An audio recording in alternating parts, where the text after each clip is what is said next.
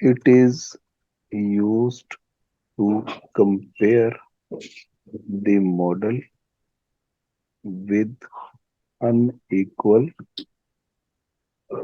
number of explanatory variables. Explanatory variables किसे कहते हैं बोला? Independent variables को. Explain independent. It is also known as corrected R square and calculated as.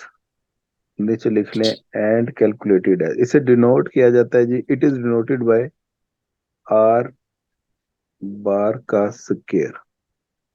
ये 1 - summation e square over n minus k divided by summation y square over n minus 1. ये हो गया जी. और ये इसका दूसरा formula 1 -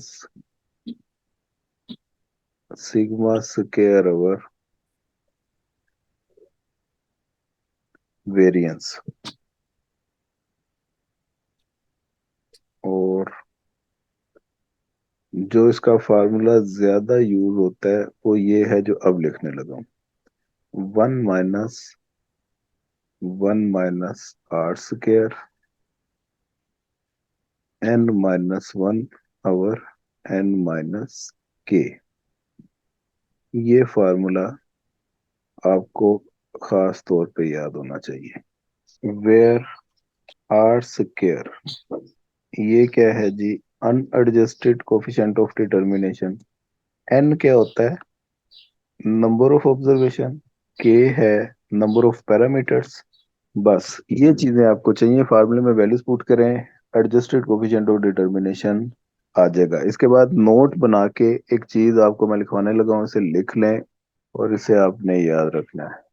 if we increase the number of independent variables in the model, the value of residual decreases and difference between R square and